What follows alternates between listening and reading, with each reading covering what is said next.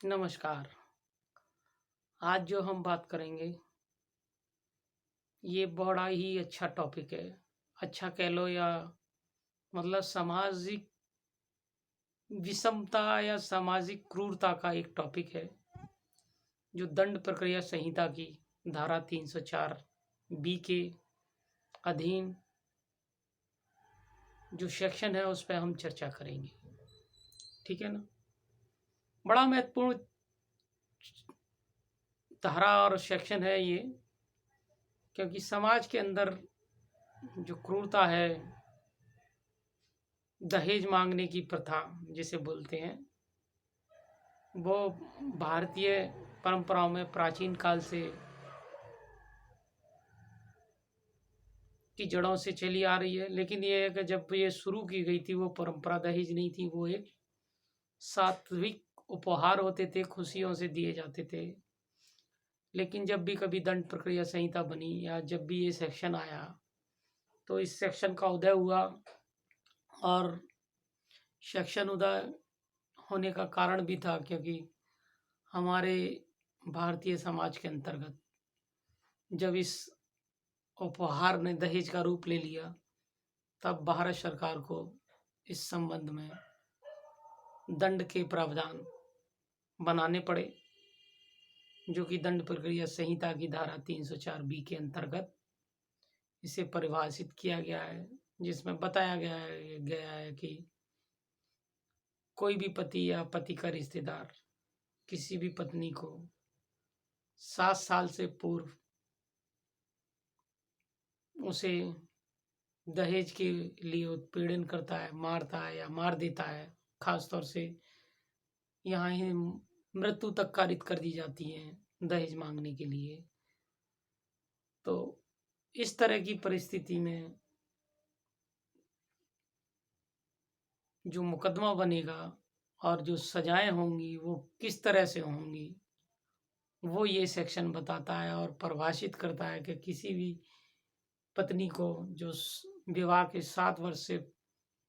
पूर्व हुआ है, वो कोई भी पति या उसका कोई नातेदार या रिश्तेदार जो दहेज की मांग के लिए प्रताड़ित करेगा, जिसके संबंध में प्रार्थी की ओर से या प्रार्थनी की ओर से या उसके पत्नी के भाइयों की तरफ से, रिश्तेदारों की तरफ से कोई एफआईआर लिखाई जाती है या तहरीर दी जाती है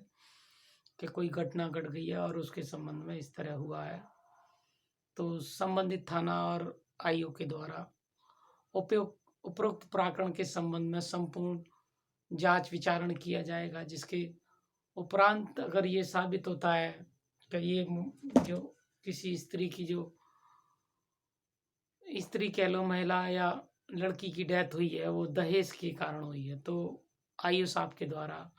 धारा 304 बी के अधीन अपराध को दंड अपराधी को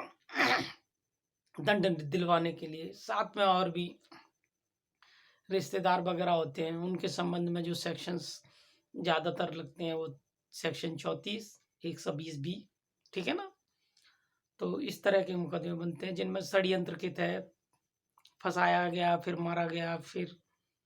मतलब वो पूरी एक स्टोरी आप समझ सकते हैं। वो आईओ साहब अपना जब जांच करते हैं तो वो सामने आती है कि किस तरह से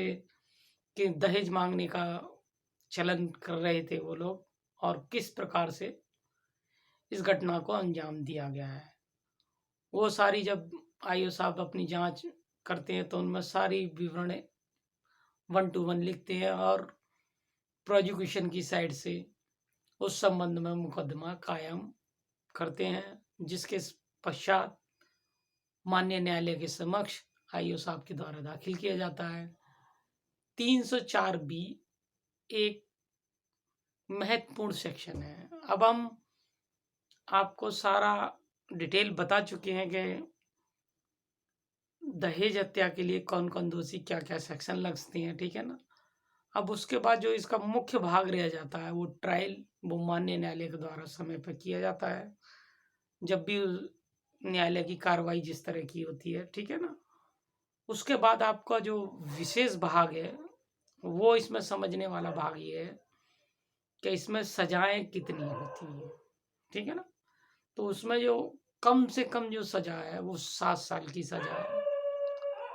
और 7 साल की सज़ा के साथ-साथ अधिकतम जो सज़ा है,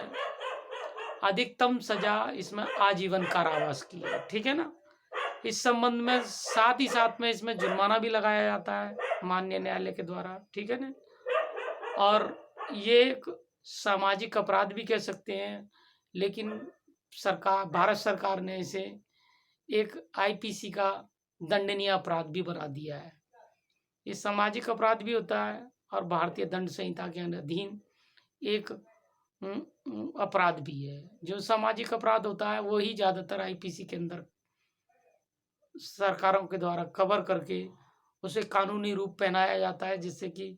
उस तरह की पुनरावृत्तियाँ ज़्यादा ना हो, मतलब बार-बार उस तरह की घटनाएँ ना घटें